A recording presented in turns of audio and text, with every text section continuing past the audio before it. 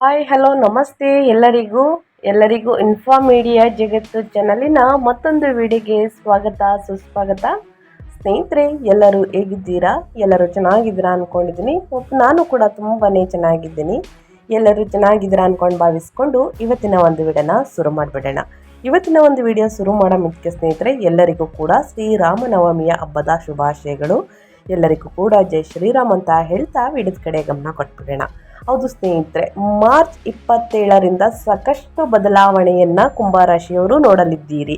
ಯಾಕಂದರೆ ಈ ತಿಂಗಳಲ್ಲಿ ಯುಗಾದಿ ಅಮಾವಾಸ್ಯೆ ಮತ್ತು ಯುಗಾದಿ ಹಬ್ಬ ಅಂದರೆ ನಮ್ಮ ಹಿಂದೂಗಳಿಗೆ ಸ್ನೇಹಿತರೆ ಹೊಸ ವರ್ಷ ಅಂದರೆ ಯುಗಾದಿ ಹೊಸ ಪಂಚಾಂಗದ ಪ್ರಕಾರ ಕುಂಭರಾಶಿಯವರಿಗೆ ಈ ತಿಂಗಳಿನಿಂದ ಏನೆಲ್ಲ ಅದೃಷ್ಟದ ಫಲಗಳನ್ನು ಗಳಿಸಲಿದ್ದೀರಿ ಅಂದರೆ ಶ್ರೀ ಪರಾಭವ ನಾಮ ಸಂವತ್ಸರ ದಿನದಿಂದ ಕುಂಭರಾಶಿಯವರ ಮೇಲೆ ಗ್ರಹಗಳ ಸ್ಥಿತಿ ಮತ್ತು ಗ್ರಹಗಳ ಪ್ರಭಾವ ಸಂಚಾರ ಹೇಗಿರಲಿದೆ, ಇದರಿಂದ ಕುಟುಂಬ, ಆರೋಗ್ಯ, ಉದ್ಯೋಗ, ವ್ಯಾಪಾರದಲ್ಲಿ ಏನೆಲ್ಲ ಬದಲಾವಣೆಗಳು ಆಗಲಿದೆ, ಯಾವುದರಲ್ಲಿ ಶುಭ, ಯಾವುದರ ವಿಷಯದಲ್ಲಿ ಎಚ್ಚರಿಕೆ ವಹಿಸಬೇಕು ಕುಂಭರಾಶಿಯವರು ಅನ್ನೋದನ್ನ ಕಂಪ್ಲೀಟ್ ಆಗಿ ಇದೇ ವಿಡಿಯೋದಲ್ಲಿ ತಿಳಿಸ್ಕೊಡ್ತಾ ಹೋಗ್ತೀನಿ. ಇದನ್ನೆಲ್ಲ ತಿಳ್ಕೋಬೇಕು ಅಂದರೆ ಎಲ್ಲೂ ಕೂಡ ವಿಡಿಯೋನ ಸ್ಕಿಪ್ ಮಾಡಬಾರ್ದು.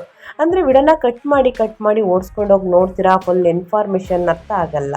ಸೊ ಹಾಗಾಗಿ ಎಲ್ಲ ವಿಡಿಯೋದಲ್ಲೂ ತಿಳಿಸ್ತಾ ಇರ್ತೀನಿ. ಮೊದಲಿಂದ ಕೊನೆ ತನಕ ವಿಡಿಯೋನ ವಾಚ್ ಮಾಡಿ, ಬಿಗಿನಿಂದ ಹೆಣ್ಣು ತನಕ ವಿಡಿಯೋನ ವಾಚ್ ಮಾಡಿ. ವಿಡಿಯೋದಲ್ಲಿ ಒಳ್ಳೆ ಮಾಹಿತಿ ಸಿಕ್ಕಿದ್ದಲ್ಲಿ, ಈ ವಿಡಿಯೋ ಯೂಸ್ಫುಲ್ ಅನಿಸಿದ್ದಲ್ಲಿ ದಯವಿಟ್ಟು ವಿಡಿಯೋಗೆ ಲೈಕ್ ಮಾಡೋದನ್ನ ಮರ್ತಿದ್ರೆ ಲೈಕ್ ಮಾಡಿ.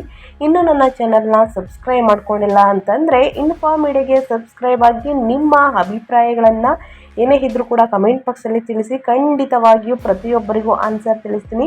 ಜೊತೆಗೆ ಜೈ ಶ್ರೀರಾಮ್ ಅಂತ ಸ್ನೇಹಿತರೆ ತಡ ಮಾಡೋದು ಬೇಡ, ವಿಡಿಯೋದ ಕಡೆ ಗಮನ ಕೊಟ್ಬಿಡೋಣ. ಇಂದು ಶ್ರೀರಾಮನವಮಿಯ ದಿನವಾಗಿರುವುದರಿಂದ ಸ್ನೇಹಿತರೆ ಹೊಸ ಪಂಚಾಂಗದಲ್ಲಿ ಶ್ರೀ ಪರಾಭವ ನಾಮ ಸಂವತ್ಸರದ ಆರಂಭವನ್ನು ಸೂಚಿಸುತ್ತದೆ. ಆದ್ದರಿಂದ ಈ ಹಿಂದೂ ಹೊಸ ವರ್ಷವು ಕುಂಭರಾಶಿಯಲ್ಲಿ ಜನಿಸಿದವರಿಗೆ ಹೇಗಿರಲಿದೆ, ನಿಮ್ಮ ಜೀವನದಲ್ಲಿ ಬದಲಾವಣೆಗಳು ಇದೆಯಾ ಎನ್ನುವ ಮಾಹಿತಿಯನ್ನು ಇದೇ ವಿಡಿಯೋದಲ್ಲಿ ನೋಡ್ತಾ ಹೋಗೋಣ. ವೃತ್ತಿ, ವ್ಯಾಪಾರ, ವ್ಯವಹಾರದಲ್ಲಿ ನಿಮ್ಮ ಆರ್ಥಿಕ ಸ್ಥಿತಿ, ಉದ್ಯೋಗ, ಇನ್ನು ವಿದ್ಯಾಭ್ಯಾಸದ ಬಗ್ಗೆ ಏನೆಲ್ಲ ಬದಲಾವಣೆಯನ್ನು ಕುಂಭರಾಶಿಯವರು ಗಳಿಸಲಿದ್ದೀರಿ, ಗ್ರಹಗಳ ಸಂಚಾರ ಹೇಗಿರಲಿದೆ, ಅದರಿಂದಾಗುವಂತಹ ಪ್ರಭಾವಗಳು ಏನು, ಯಾವುದರ ಬಗ್ಗೆ ಮುನ್ನೆಚ್ಚರಿಕೆಗಳನ್ನು ತೆಗೆದುಕೊಳ್ಬೇಕು ಅನ್ನೋದನ್ನ ಒಟ್ಟಾರೆಯಾಗಿ ತಿಳಿಸ್ಕೊಡ್ತಾ ಹೋಗ್ತೀನಿ. ಓಂ ನಮಃ ಶಿವಾಯ ಅಂತ ಕಮೆಂಟ್ ಮಾಡಿ ಅಥವಾ ಜೈ ಶ್ರೀರಾಮ್ ಅಂತ ಕಮೆಂಟ್ ಮಾಡಿ ಸ್ನೇಹಿತರೆ.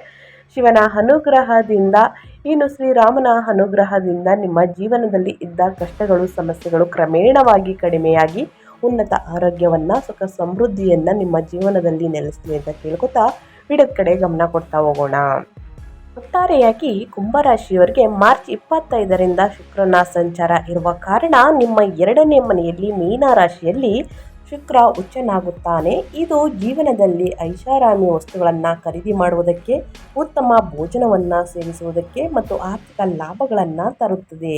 ಈ ಸಂಚಾರದಿಂದ ಇಂದು 1ನೇ ಮನೆಯಲ್ಲಿನ ಅತಿ ಉತ್ಸಾಹವನ್ನು 2ನೇ ಮನೆಯ ಸಂಪತ್ತನ್ನಾಗಿ ಪರಿವರ್ತಿಸುವುದು ಈ ತಿಂಗಳ ಸವಾಲು ಅಂತಲೇ ಹೇಳ್ಬೋದು ಶುಕ್ರನ ಗ್ರಹದ ಪ್ರಭಾವದಿಂದ.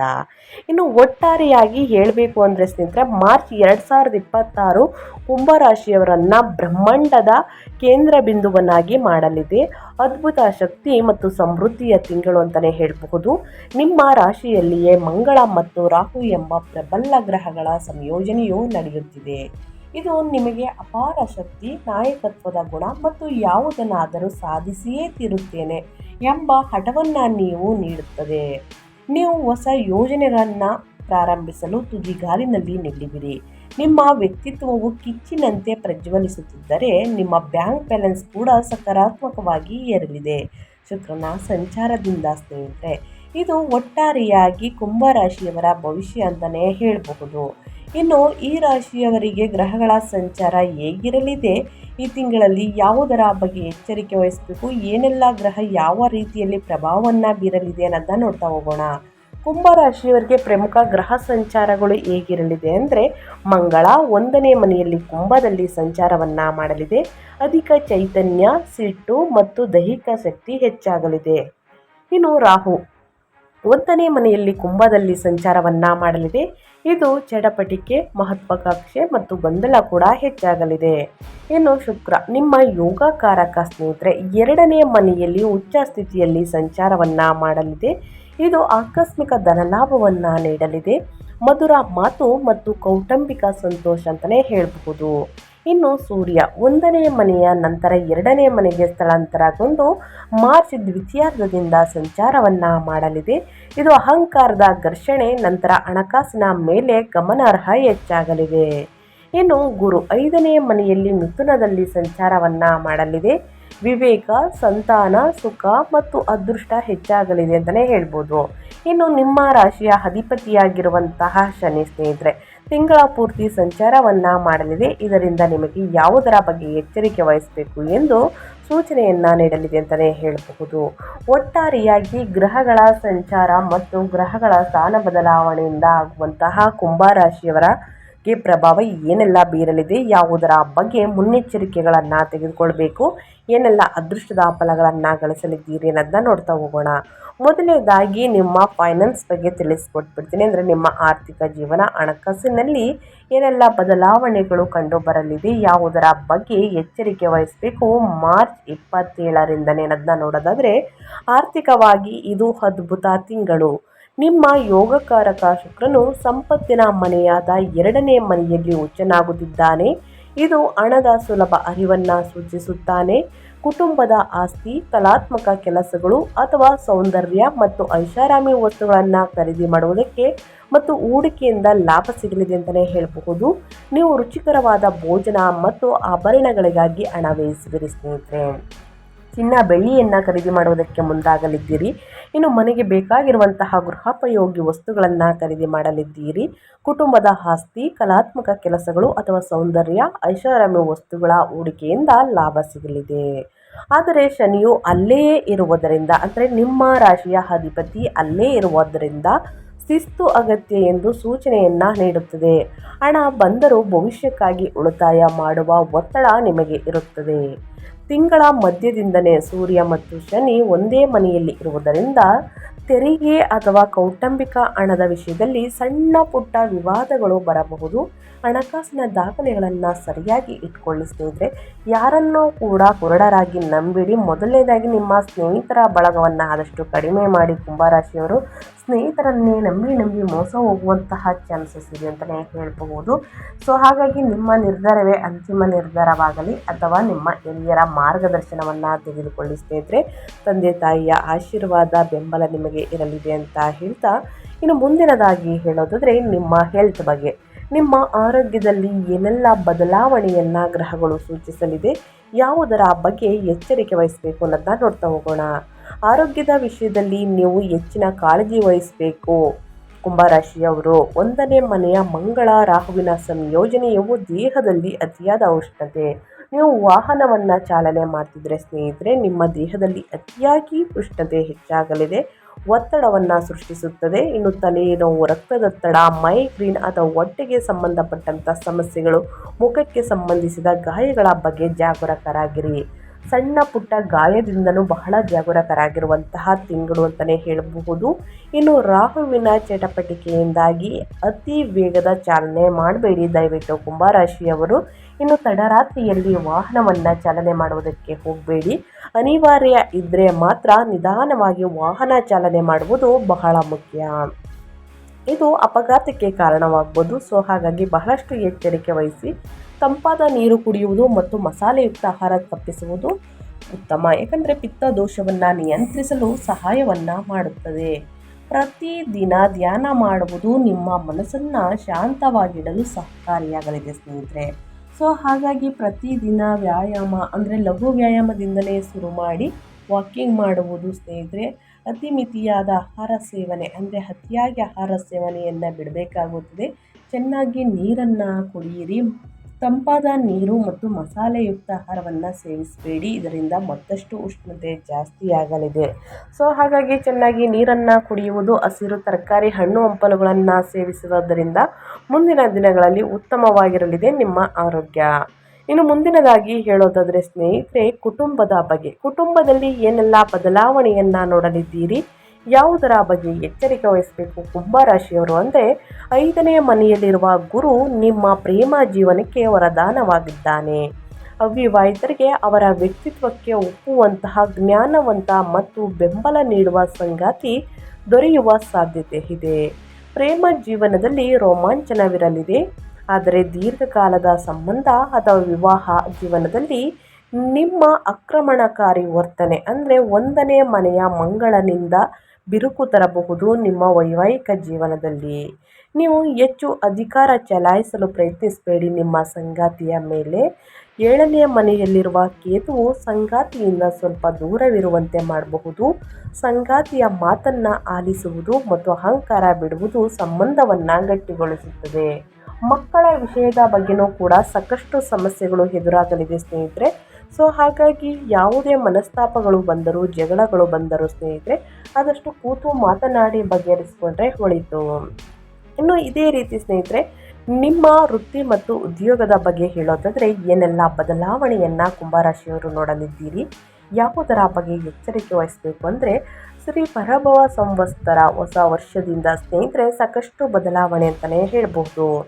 ವೃತ್ತಿ ಮತ್ತು ಉದ್ಯೋಗದ ಬಗ್ಗೆ ಹೇಳೋದಾದರೆ ನಿಮ್ಮ ವೃತ್ತಿ ಜೀವನವು ಈ ತಿಂಗಳು ಸಂಪೂರ್ಣವಾಗಿ ನೀವು ಇಚ್ಛಾಶಕ್ತಿಯಿಂದ ನಡೆಯಲಿದೆ. ನಿಮ್ಮ ಇಚ್ಛಾಶಕ್ತಿಯಿಂದ ನಡೆಯಲಿದೆ ಅಂತಲೇ ಹೇಳ್ಬೋದು. ವೃತ್ತಿಯಲ್ಲಿ ಸ್ನೇಹಿತರೆ ಒಂದನೇ ಮನೆಯ ಮಂಗಳ ಮತ್ತು ರಾಹುವಿನಿಂದಾಗಿ ನೀವು ಯಾವುದಕ್ಕೂ ಸಾಧ್ಯವಿಲ್ಲ ಎಂಬ ಉತ್ತರವನ್ನು ಒಪ್ಪುವುದಿಲ್ಲ. ನೀವು ದೊಡ್ಡ ಸಾಹಸಗಳನ್ನು ಮಾಡಲು, ಹೊಸ ಉದ್ಯಮವನ್ನು ಆರಂಭಿಸಲು ಅಥವಾ ನಿಮ್ಮನ್ನು ನೀವು ಬಲವಾಗಿ ಮಾರ್ಕೆಟಿಂಗ್ ಮಾಡಿಕೊಳ್ಳಲು ಇದು ಸಕಾಲವಾಗಿರುತ್ತದೆ. ತಾಂತ್ರಿಕ, ಎಂಜಿನಿಯರಿಂಗ್, ಇನ್ನು ಎಲೆಕ್ಟ್ರಿಕ್ ಸಂಬಂಧಪಟ್ಟಂತಹ ಕ್ಷೇತ್ರದಲ್ಲಿ ಇರುವವರಿಗೆ ಇದು ಅತ್ಯುತ್ತಮ ಕಾಲ. ಯಾಕಂದರೆ ಅಂಗಾರಕ ಯೋಗ, ಮಂಗಳ ಮತ್ತು ರಾಹು ನಿಮ್ಮ ಮೇಲಧಿಕಾರಿಗಳೊಂದಿಗೆ ಸಂಘರ್ಷಕ್ಕೆ ದಾರಿ ಮಾಡಿಕೊಡಬಹುದು. ಇತರರು ನಿಮ್ಮಷ್ಟೇ ವೇಗವಾಗಿ ಕೆಲಸ ಮಾಡುತ್ತಿಲ್ಲ ಎಂದು ನಿಮಗೆ ಕಿರಿಕಿರಿ ಅನಿಸಬಹುದು. ಅವರ ಮೇಲೆ ನೀವು ಸುಮ್ಮನೆ ರೇಗುವುದು ಮತ್ತು ಕೋಪಗೊಳ್ಳಬಹುದು. ಆದಷ್ಟು ತಾಳ್ಮೆಯಿಂದ ಇರುವುದು ಬಹಳ ಮುಖ್ಯ. ಮಾರ್ಚ್ 25ರ ನಂತರ ಸೂರ್ಯನ ಸಂಚಾರವಿದೆ ಸ್ನೇಹಿತರೆ. ಸೂರ್ಯನ ಸ್ಥಾನ ಬದಲಾವಣೆಯಿಂದ ನಿಮ್ಮ ಗಮನವು ಹೆಸರು ಗಳಿಸುವುದರಿಂದ ಹಣ ಗಳಿಸುವತ್ತ ತಿರುಗುತ್ತದೆ. ಸೊ ಏನೇ ಮನಸ್ತಾಪಗಳು ಬಂದಿದ್ದಲ್ಲಿ ಸ್ನೇಹಿತರೆ ಅಲ್ಲಿಗಲ್ಲಿಯೇ ಬಗೆಹರಿಸಿಕೊಳ್ಳುವುದು ಉತ್ತಮ. ಅದನ್ನು ಅತಿಯಾಗಿ ಬೆಳೆಸುವುದಕ್ಕೆ ಹೋಗಬೇಡಿ. ಇದರಿಂದ ಸಾಕಷ್ಟು ಮನಸ್ತಾಪಗಳು, ಕೋಪಗಳು, ಜಗಳಗಳು, ವಾದ ವಿವಾದಗಳು ಉಂಟಾಗಬಹುದು. ಇನ್ನು ಅದೇ ರೀತಿ ಹೇಳೋದಾದರೆ ಸ್ನೇಹಿತರೆ ವಿದ್ಯಾಭ್ಯಾಸದ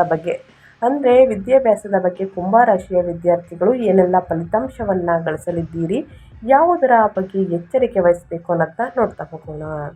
ವಿದ್ಯಾರ್ಥಿಗಳಿಗೆ ಇದು ಪ್ರತಿಭೆ ಮತ್ತು ವಿಚಲನೆಯ ಮಿಶ್ರಣವಾಗಿದೆ. 5ನೇ ಮನೆಯ ಗುರುವು ಉನ್ನತ ಶಿಕ್ಷಣ, ವಿವೇಕ ಮತ್ತು ಪರೀಕ್ಷೆಗಳಿಗೆ ಹೆಚ್ಚಿನ ಬೆಂಬಲವನ್ನು ನೀಡುತ್ತಾರೆ. ನಿಮ್ಮ ಬುದ್ಧಿವಂತಿಕೆ ಚುರುಕಾಗಿರುತ್ತದೆ. ಆದರೆ 1ನೇ ಮನೆಯ ಮಂಗಳ ಮತ್ತು ರಾಹುವಿನ ಪ್ರಭಾವವು ನಿಮ್ಮನ್ನು ತಾಳ್ಮೆ ಕಳೆದುಕೊಳ್ಳುವಂತೆ ಮಾಡಬಹುದು. ವಿಷಯದ ಆಳಕ್ಕೆ ಹೋಗುವ ಬದಲು ಬೇಗ ಮುಗಿಸುವ ಅವಸರ ನಿಮ್ಮಲ್ಲಿರಬಹುದು. ಇದರಿಂದ ಸ್ನೇಹಿತರೆ ನೀವು ಏನು ಓದಿರ್ತೀರ ಅದು ಏನು ನೀವು ಸ್ಟಡಿಯಿಂದ ಕೂತು ಗಮನ ಇಟ್ಟು ಅಧ್ಯಯನದ ಕಡೆ ಗಮನ ಕೊಟ್ಟು ಓದಿರ್ತೀರ ಅದು ಮರೆಯುವಂತಹ ಚಾನ್ಸಸ್. ಗೊಂದಲ, ಆತಂಕ, ಭಯ, ಅವಸರದಿಂದ ಎಲ್ಲವೂ ಕೂಡ ಮರೆತು ಹೋಗ್ಬೋದು ಸ್ನೇಹಿತರೆ. ವಿಷಯದ ಆಳಕ್ಕೆ ಹೋಗುವ ಬದಲು ಬೇಗ ಮುಗಿಸುವ ಅವಸರ ನಿಮ್ಮಲ್ಲಿರಬಹುದು. ಅತಿಯಾದ ಆತ್ಮವಿಶ್ವಾಸ ಬೇಡ. ಎಂಜಿನಿಯರಿಂಗ್ ಮತ್ತು ತಾಂತ್ರಿಕ ವಿದ್ಯಾರ್ಥಿಗಳು ಅತ್ಯುತ್ತಮ ಸಾಧನೆಯನ್ನು ಮಾಡುತ್ತಾರೆ. ಕಷ್ಟಪಟ್ಟು ಅಧ್ಯಯನದ ಕಡೆ ಗಮನ ಕೊಡಿ. ಉನ್ನತ ಫಲಿತಾಂಶವನ್ನು ಗಳಿಸಲಿದ್ದೀರಿ. ಅವಸರದಿಂದ ಯಾವುದೇ ಪತ್ರವನ್ನು ಸ್ನೇಹಿತರೆ ಬೇಗ ಮುಗಿಸುವ ಅವಸರ ಬೇಡ. ಯಾಕಂದರೆ 1 ಅಥವಾ 2-3 ಬಾರಿ ಪರಿಶೀಲಿಸಿ ಸ್ನೇಹಿತರೆ. ಎಕ್ಸಾಮ್ ಹಾಲಲ್ಲೂ ಕೂಡ 1 ಅಥವಾ 2-3 ಬಾರಿ ಪರಿಶೀಲಿಸಿ ನಿಮ್ಮ ಉತ್ತರ ಪತ್ರಿಕೆಯನ್ನು ಕೊಡುವುದು ಬಹಳ ಮುಖ್ಯ. ಇನ್ನು ಅದೇ ರೀತಿ ಮಾರ್ಚ್ ತಿಂಗಳಲ್ಲಿ ಅನುಸರಿಸಬೇಕಾದ ಜ್ಯೋತಿಷ್ಯದ ಕ್ರಮಗಳನ್ನು ತಿಳಿಸ್ಕೊಡ್ತೀನಿ. ಪರಿಹಾರಗಳನ್ನು ಅನುಸರಿಸುವುದರಿಂದ ಕಷ್ಟಗಳು, ಸಮಸ್ಯೆಗಳು ಕ್ರಮೇಣವಾಗಿ ಕಡಿಮೆಯಾಗಲಿದೆ. ಸ್ನೇಹಿತರೆ ಆದಷ್ಟು ಸಣ್ಣ ಪುಟ್ಟ ಪರಿಹಾರವನ್ನು ತಿಳಿಸ್ಕೊಡ್ತೀನಿ. ಆದಷ್ಟು ಶಕ್ತಿಶಾಲಿಯಾದಂತಹ ಪರಿಹಾರ. ಈ ಪರಿಹಾರವನ್ನು ಅನುಸರಿಸುವುದರಿಂದ ಕಷ್ಟಗಳು, ಸಮಸ್ಯೆಗಳು ಕ್ರಮೇಣವಾಗಿ ಕಡಿಮೆಯಾಗಲಿದೆ. ಮೊದಲನೇದಾಗಿ ತೀವ್ರವಾದ ಶಕ್ತಿಯನ್ನು ಸಮತೋಲನಗೊಳಿಸಲು ಮತ್ತು ನಿಮ್ಮ ಆರೋಗ್ಯ ರಕ್ಷಣೆಗಾಗಿ ಕುಂಭರಾಶಿಯವರು ನಾನು ಹೇಳುವಂತಹ ಪರಿಹಾರವನ್ನು ಪಾಲಿಸಿ. ಮೊದಲನೇದಾಗಿ ಶಿವಾರಾಧನೆ.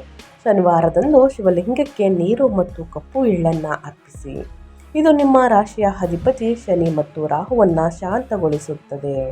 ಇನ್ನು ವೇಗ ನಿಯಂತ್ರಿಸಿ. ವಾಹನವನ್ನು ಚಾಲನೆ ಮಾಡುವಾಗ ಸ್ನೇಹಿತರೆ ಅತಿ ವೇಗ ಬೇಡ. 1ನೇ ಮನೆಯಲ್ಲಿರುವ ಈ ಗ್ರಹಗಳ ಅವಘಡಕ್ಕೆ ಕಾರಣವಾಗಬಹುದು. ಆದ್ದರಿಂದ ಜಾಗೃತಿ ಇರಲಿ. ಇನ್ನು ಅನ್ನದಾನವನ್ನು ಮಾಡಿ. 2ನೇ ಮನೆಯು ಆಹಾರದ ಸ್ಥಾನವಾಗಿರುವುದರಿಂದ ಶುಕ್ರವಾರದಂದು ಬಡವರಿಗೆ, ನಿರ್ಗತಿಕರಿಗೆ, ಸ್ನೇಹಿತರೆ ವಿಚಲನಚೇತನರಿಗೆ ಅನ್ನದಾನ ಮಾಡಿ ಹಣ್ಣು ಹಂಪಲುಗಳನ್ನು ವಿತರಿಸಿ. ಇದು ನಿಮ್ಮ ಆರ್ಥಿಕ ಅದೃಷ್ಟವನ್ನು ಹೆಚ್ಚಿಸುತ್ತದೆ. ಅದೇ ರೀತಿ ಬೆಳ್ಳಿಯ ರಕ್ಷಣೆ. ಒಂದು ಸಣ್ಣ ಬೆಳ್ಳಿಯ ಚೌಕಾಕಾರದ ತುಂಡನ್ನು ಪರ್ಸ್ನಲ್ಲಿ ಇಟ್ಕೊಳ್ಳಿ, ಅಥವಾ ಬೆಳ್ಳಿಯ ಚೈನನ್ನು ಧರಿಸಿ, ಅಥವಾ ಬೆಳ್ಳಿಯ ಬಳೆಯನ್ನು ಹಾಕುವುದು ಕೂಡ ಖಡ್ಗ. ಅದನ್ನು ಧರಿಸುವುದರಿಂದ ನಿಮ್ಮ ರಾಹುವಿನ ಚಡಪಟಿಕೆಯನ್ನು ಕಡಿಮೆ ಮಾಡುತ್ತದೆ. ಇನ್ನು ಅದೇ ರೀತಿ ಮನಸ್ಸು ಸ್ಥಿರಗೊಳಿಸುತ್ತದೆ ಅಂತಲೇ ಹೇಳಬಹುದು. ಇನ್ನು ವಿದ್ಯಾರ್ಥಿಗಳು ಪ್ರತಿದಿನ 11 ಬಾರಿ ಹನುಮಾನ್ ಚಾಲಿಸವನ್ನು ಪಠಿಸಿ ಒಳಿತಾಗಲಿದೆ. ಏನೇ ಸಮಸ್ಯೆಗಳಿದ್ರೂ ಸಂಪೂರ್ಣವಾಗಿ ನಿವಾರಣೆಯಾಗಲಿದೆ ಅಂತಲೇ ಹೇಳ್ಬೋದು.